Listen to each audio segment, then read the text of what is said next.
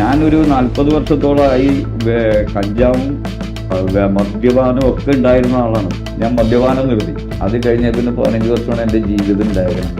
ഇത് 4 ഗ്രാം കഞ്ചാവുണ്ടല്ലോ, ഇത് എവിടെ നിന്ന് താങ്കളുടെ കയ്യിൽ നിന്ന് പിടിച്ചത്? എന്നെ ടാർഗറ്റ് ചെയ്തിട്ട് 2 കൊല്ലം മുമ്പ് എനിക്കൊരു ഫോൺ വരുന്നു. ഇതുമായിട്ട് നടക്കണ ആളുകളെ ബന്ധപ്പെട്ടിട്ട് അവരുമായിട്ട് റോളിങ് ചെയ്ത് വേറെ ആളുകളെ കൊടുക്കുന്നു. അവൻ്റെ വീട്ടിൽ അടുപ്പിൽ മര്യാദക്ക് നമ്മുടെ വീട്ടിൽ കഴിക്കുന്ന ആഹാരത്തിൻ്റെ പകുതി പോലും അവർ വഹിക്കേണ്ടാവില്ല. കാരിയർമാരും ഒരാളും പിടിക്കപ്പെടില്ല. പോലീസുകാരും ഇതിൻ്റെ കണക്ക് പറഞ്ഞ് കാശ് വീട്ടിൽ പോയി മേടിക്കണ്ടാവില്ല.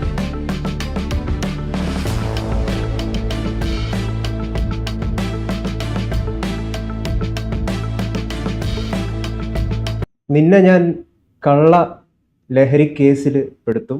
അങ്ങനെ പെടുത്താതിരിക്കാനായിട്ട് എനിക്ക് വേണ്ടത് 1.5 ലക്ഷം രൂപയാണ്. ഇങ്ങനെ ആവശ്യപ്പെടുന്ന പോലീസ് ഉദ്യോഗസ്ഥർ കേരള സംസ്ഥാനത്തിലുണ്ട്. അത്തരത്തിലുള്ള വാർത്തകളാണല്ലോ കഴിഞ്ഞ ദിവസം നമ്മൾ കേട്ടത്. അതാണ് എറണാകുളത്തുള്ള എളമക്കരയിലെ ഗ്രേഡ് SI ആയിട്ടുള്ള മുജീബ് റഹ്മാനെതിരെയാണ് ഒരു യുവതി ഡോക്ടർ ഇത്തരത്തിലുള്ള ഒരു പരാതിയുമായിട്ട് രംഗത്ത് വന്നിട്ടുള്ളത്. അപ്പം അദ്ദേഹം ഒളിവിലാണെന്നാണ് നമുക്ക് അറിയാൻ കഴിയുന്ന ഒരു കാര്യം. താങ്കൾക്കും അത്തരത്തിലുള്ള നിരവധിയായിട്ടുള്ള അനുഭവങ്ങൾ ഉണ്ടായിട്ടുണ്ട്. ഇത് ഇത്തരത്തില് പോലീസ് ഉദ്യോഗസ്ഥര് സമീപിക്കുന്നതിന് എനിക്ക് അവര് പാരിതോഷികം എനിക്ക് ഇങ്ങോട്ട് തരെയാണ്. എൻ്റെ അടുത്ത് അങ്ങോട്ട് ആവശ്യപ്പെടല്ല, തിരിച്ചാണ് എന്ന് വെച്ച് കഴിഞ്ഞാൽ ഇപ്പോൾ ഈ ലഹരി വിപണന രംഗത്ത് അതിന് വളമേകുന്ന എക്സൈസും പോലീസുമാണ്. അക്കാര്യത്തിൽ യാതൊരു സംശയമില്ല. അതിന് കാരണം പറയാനുള്ളത്, കാരണം നികത്തണം എന്താണെന്ന് വെച്ച് കഴിഞ്ഞാൽ എൻ്റെ അനുഭവത്തിലുള്ളൊരു വസ്തു, ഞാൻ ആലുവയിൽ വർഷങ്ങളായിട്ട് അനൗൺസ്മെൻറ്റ് രംഗത്ത് വർക്ക് ചെയ്യുന്ന ഒരാളാണ്. 40 വർഷത്തോളമായി അനൗൺസ്മെൻറ്റ് രംഗത്ത് എല്ലാ പാർട്ടികളുടെയും എല്ലാ കടകളുടെ അനൗൺസ്മെൻറ്റ് റെക്കോർഡിങ്ങും അതേപോലെ ഒരുപാട് അനൗൺസ്മെൻറ്റ് രംഗവുമായി എല്ലാ സൗണ്ടുമായിട്ട് ബന്ധപ്പെടുന്ന ആളാണ്. എല്ലാ മിക്ക ആളുകളും അറിയുന്നതാണ്. ഞാനൊരു 40 വർഷത്തോളമായി കഞ്ചാവും മദ്യപാനവും ഒക്കെ ഉണ്ടായിരുന്ന ആളാണ്. 15 വർഷം മുമ്പ് ഞാൻ ഡി-അഡിക്ഷൻ സെൻ്ററിൽ ചെന്ന് ചികിത്സയിലൂടെ എൻ്റെ മദ്യപാനം അവസാനിപ്പിച്ചതിൽ പിന്നെയുള്ള 15 വർഷമാണ് ഈ 60 വയസ്സ് തികയുന്ന ഞാൻ 59ാമത്തെ വയസ്സിൽ നിൽക്കുമ്പോൾ 15 വർഷമാണ് ഞാൻ ജീവിച്ചത്. ബാക്കിയുള്ള വർഷങ്ങൾ ജീവിക്കേണ്ടായി, ജീവിച്ചു. 200 രൂപ കിട്ടുന്ന സമയത്ത് 1000 രൂപ എനിക്ക് കിട്ടണ്ടായി, ഞാൻ പണിയെടുക്കണ്ടായി, ഞാൻ ജീവിക്കുന്നുണ്ടായി, എനിക്ക് കുടുംബം ഉണ്ടായി, പിള്ളേരും ഉണ്ടായി, ഒക്കെ ഉണ്ടായി. പക്ഷേ അത് എവിടെയാണ് ഞാൻ പോയത്, എന്തൊക്കെയാണ് വർക്ക് ചെയ്തത്, ഞാൻ എന്തൊക്കെ ചെയ്തിട്ടുണ്ടെന്ന് വെച്ചാൽ എനിക്ക് യാതൊരു ഓർമ്മയില്ല. കാര്യം മദ്യത്തിനും മയക്കുമരുന്നിനും അടിമയായിരുന്നു ഞാൻ. 5 വർഷം മുമ്പ് ഡി-അഡിക്ഷൻ സെൻ്ററിൽ പൈങ്കുളത്ത് പോയി കിടന്ന് ചികിത്സിച്ച് അത് നിർത്തിയതിൽ പിന്നെ ഞാൻ മദ്യപാനം നിർത്തി. അത് കഴിഞ്ഞ പിന്നെ 15 വർഷമാണ് എൻ്റെ ജീവിതം ഉണ്ടായേക്കണേ. എനിക്ക് ഓർമ്മയുള്ള ജീവിതം അതിൽ പിന്നെയുള്ള 5 വർഷമുള്ളൂ. അപ്പം ഇതിൻ്റെ ഇടയിൽ എനിക്ക് 2 കൊല്ലം മുമ്പുണ്ടായ ഒരു അനുഭവം, ഇപ്പം അടുത്തിടെ ഉണ്ടായ ഒരു അനുഭവമാണ് ഞാൻ പറയാം. 2 കൊല്ലം മുമ്പ് എനിക്കൊരു ഫോൺ വരുന്നു. ഒരു അനൗൺസ്മെൻറ്റ് ബുക്ക് ചെയ്യാനാണ്, എവിടെ ഉണ്ടാവും? ഞാൻ പറഞ്ഞു ഇന്ന സ്റ്റാളിലാണ്, ഞാനിവിടെ ഉണ്ടാവും, അവന്ന് വന്ന് കാണാം. 2 പേര് വന്നിട്ട് പറഞ്ഞു, ഞാൻ അനൗൺസ്മെൻറ്റ് ബുക്ക് ചെയ്യാൻ വന്നല്ല, ഞാൻ താങ്കളെ അന്വേഷിച്ച് വന്ന ഒരു എക്സൈസുകാരനാണ്. ആയിക്കോട്ടെ, എൻ്റെ പേര് എക്സൈസ് ഇൻസ്പെക്ടറാണ്. പേര് പറഞ്ഞില്ല, പേരൊക്കെ പിന്നെ എടുത്ത് അതിലേക്ക് വരാം. അല്ല, അവരെന്തിനാണ് താങ്കളെ? അവര് വന്ന കാര്യം പറഞ്ഞു വരാം. എന്നെ അന്വേഷിച്ച് വന്നതിനാന്ന് വെച്ച് കഴിഞ്ഞാൽ അവര് എന്നെ അറിയും, ഞാൻ മയക്കുമരുന്ന് ഉപയോഗിക്കുന്ന ആളാണെന്ന് നിങ്ങളെ അറിയാം. പക്ഷെ എന്നെ അന്വേഷിച്ച് കഴിഞ്ഞപ്പോൾ എനിക്കുള്ളൊരു സർട്ടിഫിക്കറ്റ് എൻ്റെ നാട്ടുകാരും എൻ്റെ പോലീസ് എക്സൈസ് ഒക്കെ തന്നേണെന്ന് വെച്ച് കഴിഞ്ഞാൽ എൻ്റെ കൂടെ ആരും കഞ്ചാവ് വലിക്കൂല, ഞാൻ ആരോടും കഞ്ചാവ് വലിക്കൂല, എനിക്ക് കഞ്ചാവ് വിപണനമില്ല, ഞാൻ ഒരാൾക്കും ഒരു വീടിക്ക് കഞ്ചാവ് കൊടുക്കുക അല്ലെങ്കിൽ അവരുടെ നിന്ന് മേടിക്കുക അല്ലെങ്കിൽ പൊതി കൊടുക്കുക, ആ പരിപാടിക്ക് ഞാൻ നിൽക്കൂല. ഇടപാട് എനിക്കില്ല. ഞാൻ എവിടെയെങ്കിലും ഉണ്ടെങ്കിൽ മേടിക്കും, ഞാൻ എൻ്റെ ആവശ്യത്തിന് വലിക്കും. അപ്പോൾ അതുകൊണ്ട് അവൻ്റെ കാര്യം നോക്കി എടുക്കണം. അവന് വേറെ ഇടപാടൊന്നുമില്ല. അത് എല്ലാ എക്സൈസുകാർക്കും പോലീസ് അറിയാത്തതുകൊണ്ട് എല്ലാവരും എൻ്റെ അടുത്ത് വരാറില്ല. ഇത് വേറൊരു സ്ഥലത്ത് എൻ്റെ അടുത്ത പ്രദേശത്തുള്ള അന്ന് കാലടിയിലെ SI ആയിരുന്നു, പേരൊന്നും നമ്മൾ പറയാനുള്ള ആള് വിരമിച്ച് പോയി. ആള് എൻ്റെ അടുത്ത് വന്ന് പറയണത്, ഞാൻ കുറച്ച് കച്ചവടക്കാർ പറയാം, കഞ്ചാവ് കച്ചവടം ചെയ്യുന്ന ആളുകളെ എനിക്കറിയാം, അവരുടെ അടുത്തുനിന്ന് ഞാൻ പൊതി മേടിച്ചിട്ട് അവർക്ക് ഇട്ട് കൊടുക്കണം. അവർക്ക് കഞ്ചാവ് കച്ചവടക്കാരെ കിട്ടണം, അതിന് ഞാൻ ഇടനില വെക്കണം. അതാണ് ഇത്. നേരെ തിരിച്ചാണ്. പകരം ഞാൻ കഞ്ചാവ് കച്ചവടക്കാരെ ഇട്ട് കൊടുത്തു കഴിഞ്ഞാൽ അവരുടെ കയ്യിൽ നിന്ന് കിട്ടുന്ന കാശ് എനിക്ക് തരാമെന്ന്. അവരുടെ കയ്യിൽ നിന്ന് കാശ് ഉണ്ടാവുമല്ലോ, കഞ്ചാവ് വിറ്റ കാശ്, ആ കാശ് മൊത്തം എനിക്ക് തരും. അവർക്ക് ആളെ കിട്ടിയാൽ മതി. ചെയ്യേണ്ടത് കുറച്ച് വിൽപ്പനക്കാരെ മുട്ടിച്ചു കൊടുക്കണം. ഇവരെ കേസിൽപ്പെടുത്തി കൊടുക്കണം. അവർക്ക് ആളെ കിട്ടണം. ഒന്ന്. അപ്പൊ ഞാൻ പറഞ്ഞത് ശരിയാവൂല. കാര്യം അവര് ഇതൊക്കെ ആയിട്ട് നടക്കുന്ന ആൾക്കാര് കണ്ണിക്കട്ട ക്രിമിനലുകളൊക്കെയാണ്. അവരെ കയ്യിൽ കത്തിയും കടാരിയൊക്കെ ഉണ്ട്. ഞാൻ അവരുടെ കത്തിയുടെ മുനക്കേരാവേണ്ട കാര്യമില്ലല്ലോ. ഞാനെന്തിനാ അവനെ ഇട്ടിരുന്നതുകൊണ്ട് ഞാൻ അവര് നീ എന്നല്ല എന്നെ ഇട്ട് കൊടുത്തതെന്ന് പറഞ്ഞ് എന്റെ പുറകെ കത്തിയായിട്ട് എടുക്കും. അപ്പൊ അതൊന്നും നടപടിയില്ലാത്ത കേസാണ്. അപ്പൊ പിന്നെ പറയുന്നത് എന്നെ കൊടുക്കും.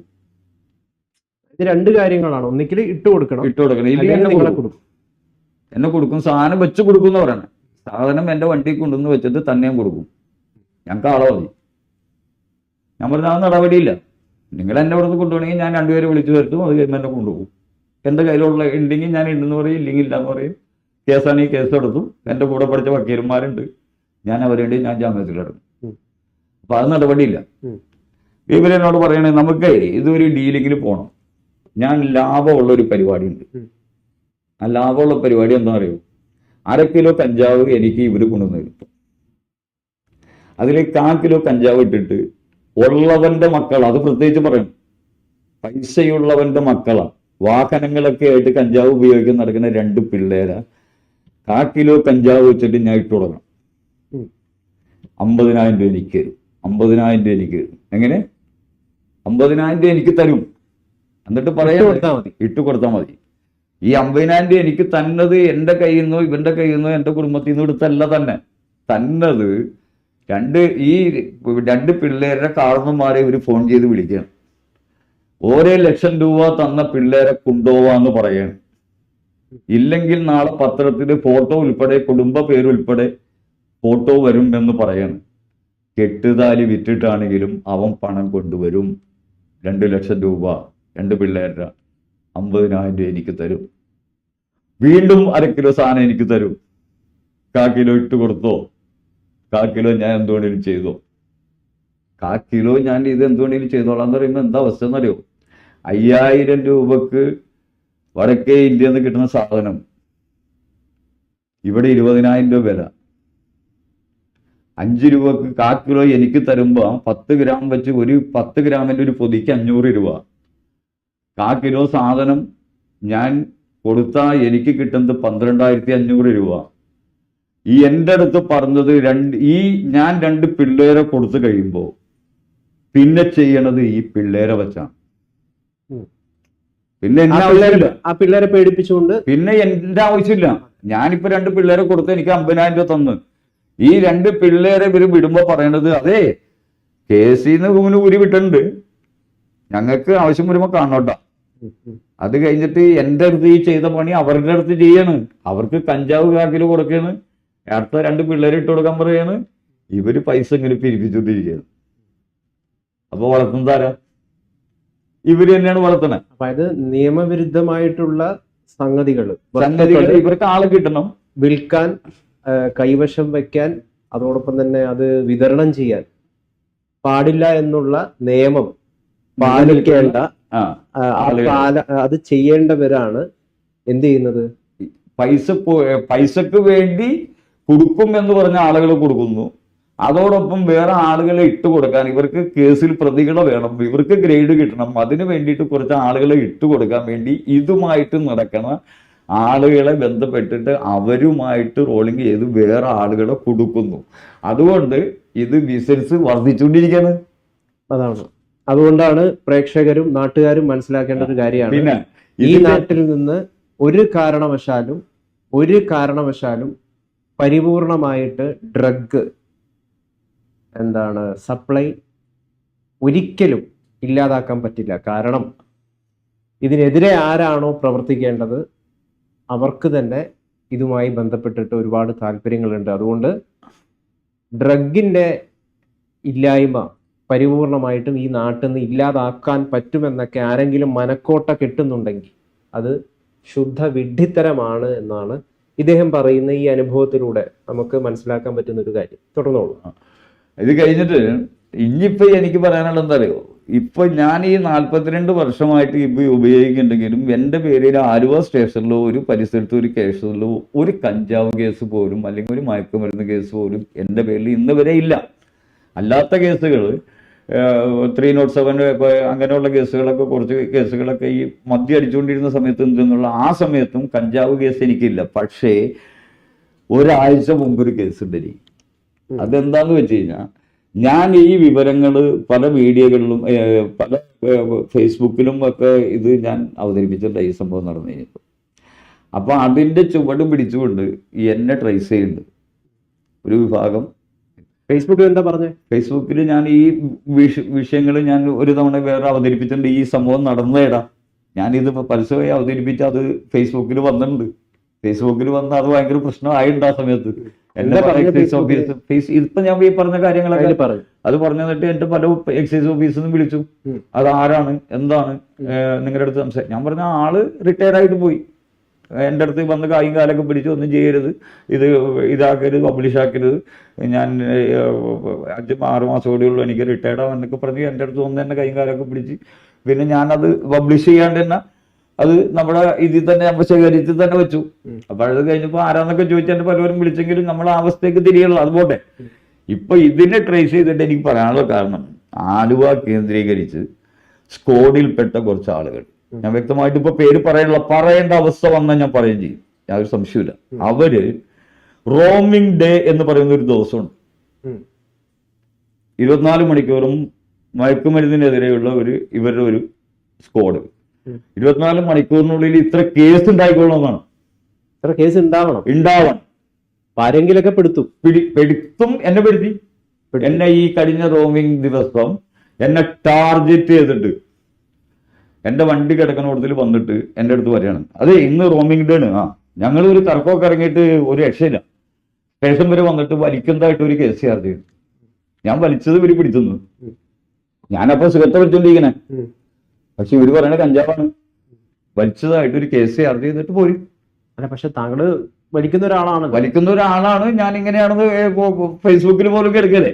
ഞാൻ വലിക്കുന്ന ഒരാളാണെന്നുള്ള പറഞ്ഞ് ഫേസ്ബുക്കിൽ പോലും കിടക്കണം. അപ്പൊ എന്നെ ഇവര് ടാർഗറ്റ് ചെയ്യുന്നുണ്ട്.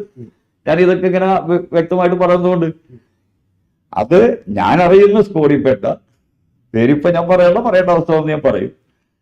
അവര് നേരിട്ട് ജീപ്പ് വിട്ട് എന്നെ ടാർഗറ്റ് ചെയ്ത് പിടിച്ചു കഴിഞ്ഞ് എന്നെ സ്റ്റേഷനിൽ കൊണ്ടുപോയി. എൻ്റെ മക്കൾ വന്നു, എനിക്ക് അനിയന്മാരുണ്ട്.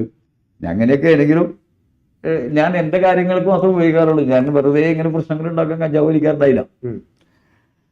അപ്പോൾ അവര് വന്നു കഴിഞ്ഞപ്പോ അവരെ ജാമ്യത്തിൽ വിട്ടൊരു കേസ് ചാർജ് ചെയ്തു. ഓക്കെ, കേസ് ചാർജ് ചെയ്യുമ്പോൾ മുകളിലേക്ക് കൊണ്ടുപോയി. അവിടെ എഴുതിയെടുക്കുന്നിടത്ത് ചെന്നപ്പോ 4 ഗ്രാം കഞ്ചാവുണ്ട്. തൂക്കാണ് എൻ്റെ മുമ്പിൽ വെച്ച്. ഒരു ബാങ്കിൽ കുന്ന് തൂക്കുണ്ട്.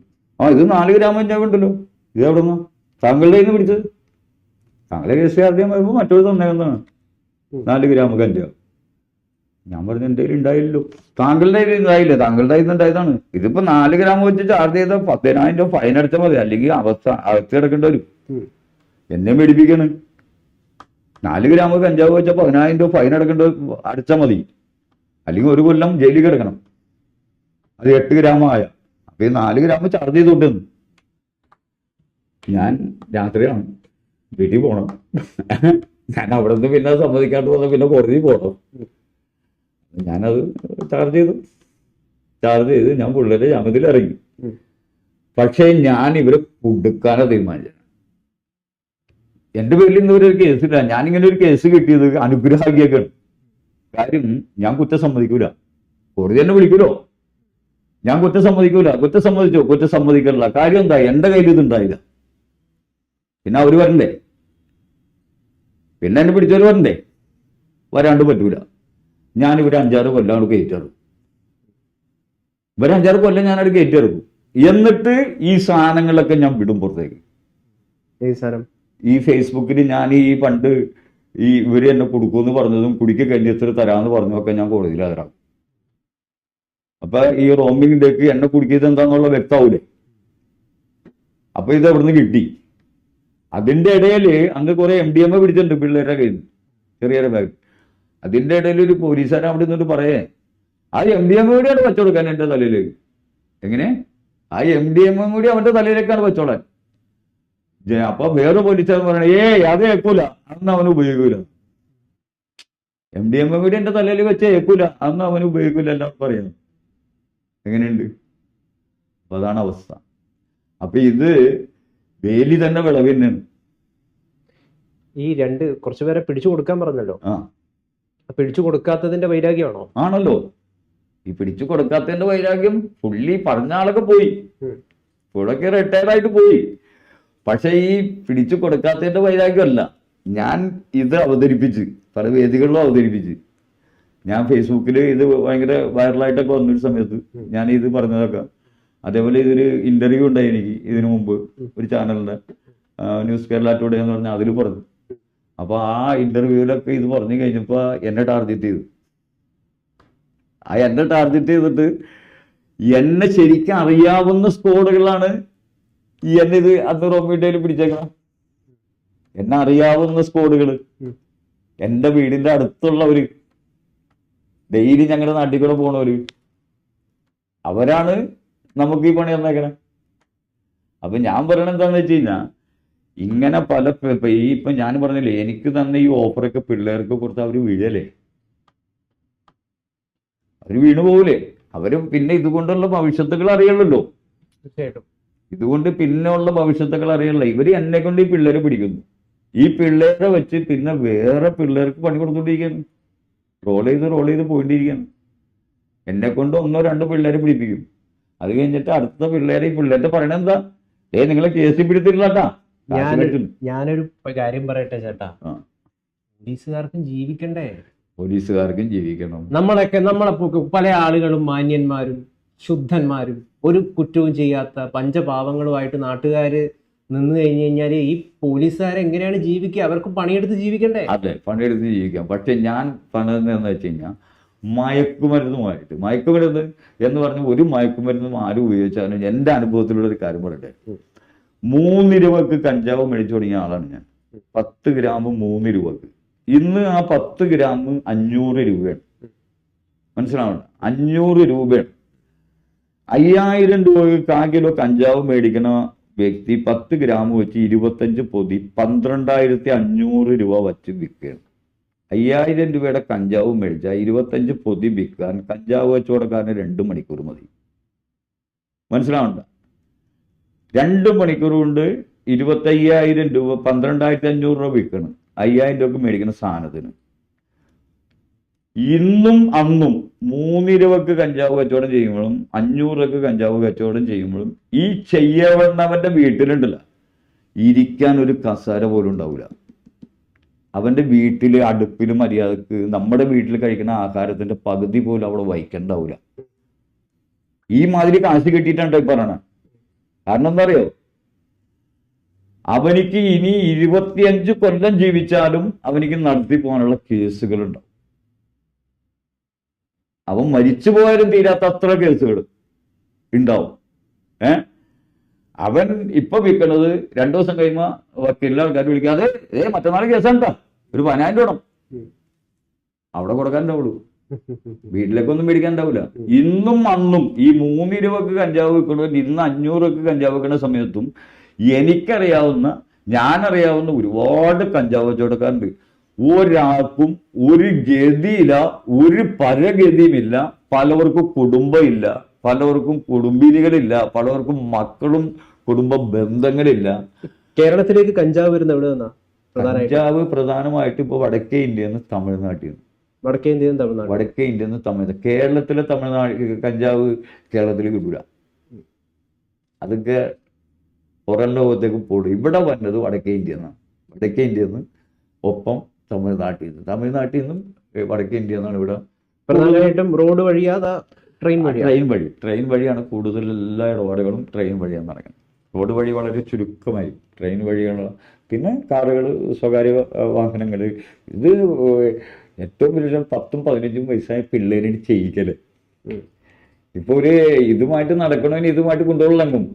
10-15 വയസ്സായ പിള്ളേരെ ഒരു പെൺപിള്ളേനും ഒരു ആൺപിള്ളേനും കൂടി കൂട്ടി 2 വ്യാപം കൊടുത്തു, കുറച്ച് സാധനം കൊടുത്തു, കാശും കൊടുത്താണ്ട് വിട്ട അവന് ഇത് എത്തിക്കണം. അല്ലാണ്ട് ഇവര് ഇതിന്റെ പുറകെ നടന്ന് എന്നിട്ട് ഇവര് പിടിക്കപ്പെട്ട അവരുടെ പുറകെ വക്കീല് കാശ് കൊടുത്ത് അവരിറക്കാൻ തുടങ്ങും. പിന്നെ ഇത് തന്നെ തൊഴിൽ. അല്ലാണ്ട് ഇതിന്റെ ക്യാരിയറുകളൊന്നും പിടിക്കപ്പെടില്ല. ഇതിലെ മെയിൻ ആൾക്കാരെ പിടിക്കപ്പെടുന്നില്ല, ഒരാളും പിടിക്കപ്പെടില്ല. അത് അവരുടെ ഈ പോലീസുകാരും എക്സൈസുകാരും കാശ് മേടിച്ച് വീട്ടിൽ പോയി കണക്ക് പറഞ്ഞ് കാശ് മേടിക്കുന്നുണ്ട്. എക്സൈസുകാരും പോലീസുകാരും ഇതിന്റെ കണക്ക് പറഞ്ഞ് കാശ് വീട്ടിൽ പോയി മേടിക്കേണ്ടവരാ എന്നല്ലാണ്ട് ക്യാരിയർമാരും ഒരാളും പിടിക്കപ്പെടില്ല. തീർച്ചയായിട്ടും അത് തന്നെയാണ്. നിയമവിരുദ്ധമായിട്ടുള്ള പ്രവർത്തനങ്ങളെ തുടച്ചു നീക്കേണ്ട, മൊത്തത്തിൽ ഇല്ലാതാക്കേണ്ട വകുപ്പുകൾ തന്നെയാണ് അതെ അതെ അതെ അവരെ ഈ നാട്ടിൽ സംരക്ഷിച്ച് നിലനിർത്തിക്കൊണ്ടേയിരിക്കുന്നത്. അതെ, ക്യാരിയർമാരെ നിലനിർത്തിക്കൊണ്ട് പാവപ്പെട്ട ആളുകളെ ഇതിന് കുടുക്കിക്കൊണ്ട് ഇവർക്ക് മയക്കുമരുന്ന് പിടിക്കപ്പെട്ടു, കുറെ ആളെ പിടിച്ചു, കുറച്ച് രേഖ ഉണ്ടാക്കാം, കുറച്ച് പേപ്പർ ഉണ്ടാക്കാം, ഇവർ തന്നെ പറ്റുന്നു പിന്നെ അടുത്ത ആളുകൾ ഉണ്ടാക്കാം. ഇത് ഇങ്ങനെ തുടർന്നുകൊണ്ട് പോവാം. തീർച്ചയായിട്ടും കുറ്റകൃത്യം ഇല്ലാതാവുന്നില്ല, കുറ്റകൃത്യം തുടർന്നുകൊണ്ടിരിക്കും. കുറ്റകൃത്യം ഇത്തരത്തിലുള്ള സംവിധാനങ്ങളിലൂടെ തുടർന്നുകൊണ്ടേയിരിക്കും. ഇല്ല, ഒരു കാര്യം കൂടി പറയാൻ പറ്റില്ല. പോലീസ് എക്സൈസ് എല്ലാം കേടാണെന്ന് പറയാൻ പറ്റൂല. കേടുകളുണ്ട്, എല്ലാം കേടല്ല, പലവരും നല്ല ആളുകളുണ്ട്. ഞാൻ പലവരും നല്ല ആൾക്കാരുണ്ട്, നമ്മളിപ്പോ അവരെ കുറ്റം പറഞ്ഞിട്ട് കാര്യമില്ല ഞാൻ പറയുന്നത്. കാരണം ഈ കുറ്റകൃത്യങ്ങളൊന്നുമില്ല, ഒരു കുറ്റകൃത്യം ഇല്ലാത്ത ഒരു നാട്ടില് എന്തിനാണ് പോലീസുകാർ? അതെ, ഇത് കുറ്റകൃത്യം ഇത് ചെയ്യാതെ ഇത് അമർച്ച ചെയ്യേണ്ടവര് ആ കുറ്റകൃത്യത്തിന് കൊട പിടിച്ചുകൊണ്ട് അതിന് വളം വെച്ചു കൊടുക്കുക. തീർച്ചയായിട്ടും ഇവിടെ നടന്നുകൊണ്ടിരിക്കും. അത് ഒരിക്കലും ഇല്ലാതാകില്ല, അത് തുടർന്നുകൊണ്ടേയിരിക്കും. എന്തായാലും അത് തുടർന്നുകൊണ്ടേയിരിക്കട്ടെ.